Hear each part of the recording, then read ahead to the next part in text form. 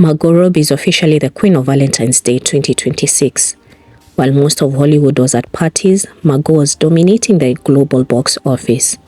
Her new film, Wuthering Heights, directed by Emerald Fennell and starring Jacob Elordi, just pulled in a massive $82 million global debut in its first 4 days.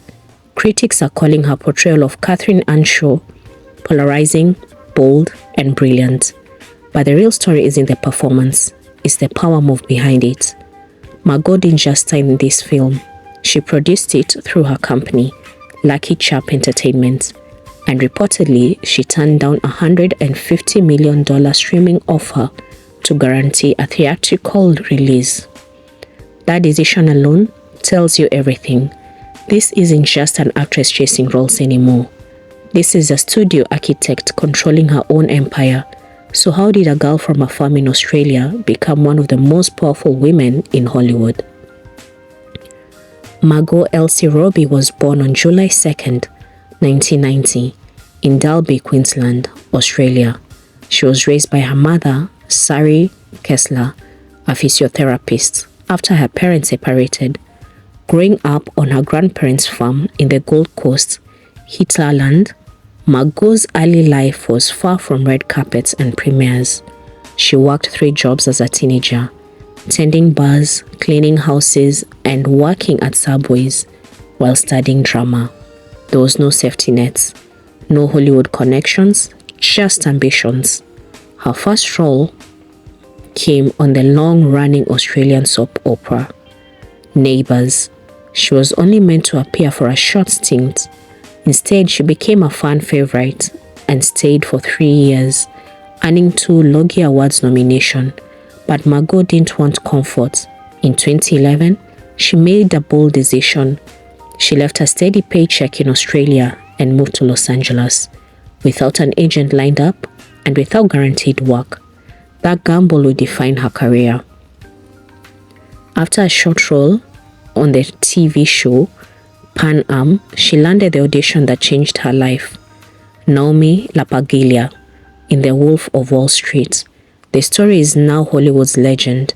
During the audition, she went off script and slapped Leonardo DiCaprio across the face. Not planned, not rehearsed, just instincts. That fearless decision got her the role. The film grossed $400 million worldwide, and Margot became a global name overnight. But she didn't want to be boxed in as the hot blonde from Wall Street. She pivoted immediately, from the chaotic electric Harley Quinn in Suicide Squad to the emotional raw and gritty Tonya Harding in I, Tonya. Her performance in I, Tonya earned her an Academy Award for Best Actress plus BAFTA and Golden Globe nomination. That nomination changed her leverage in Hollywood.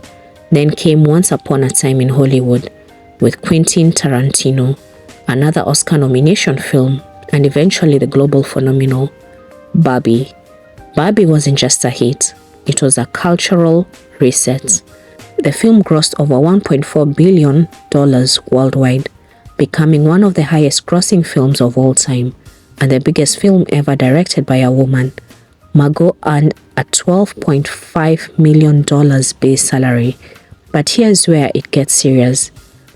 Because she produced the film through LuckyChap, her back-end participation reportedly pushed her earnings north of $50 million from one project alone.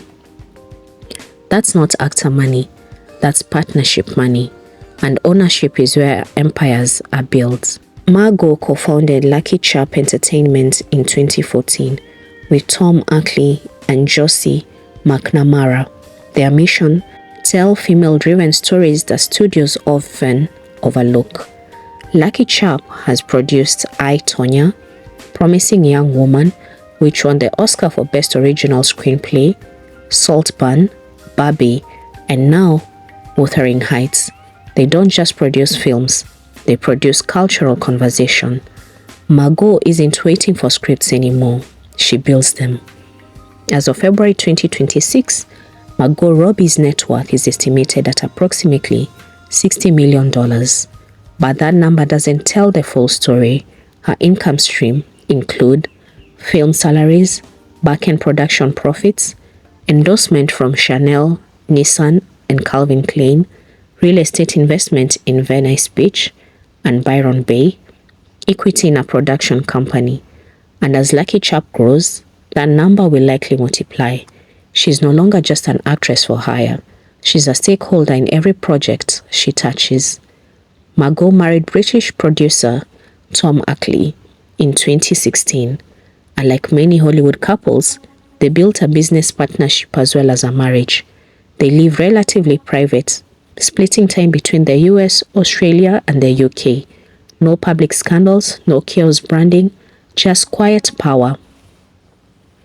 At just 35 years, Margot Robbie has achieved something rare: creative control, financial leverage, and cultural dominance, with Wuthering Heights proving she can carry prestige, romance, and projects like A Big, Bold, Beautiful Journey in development. She's not slowing down, she's expanding. Actor, producer, studio force. Margot Robbie is no longer just Barbie, she's the blueprint. Have you watched Wuthering Heights? Do you think it's her best performance yet, or will Barbie always define her era? Let me know in the comments. And if you want more elite celebrity breakdowns, check out the playlist and subscribe to the latest 2026 updates.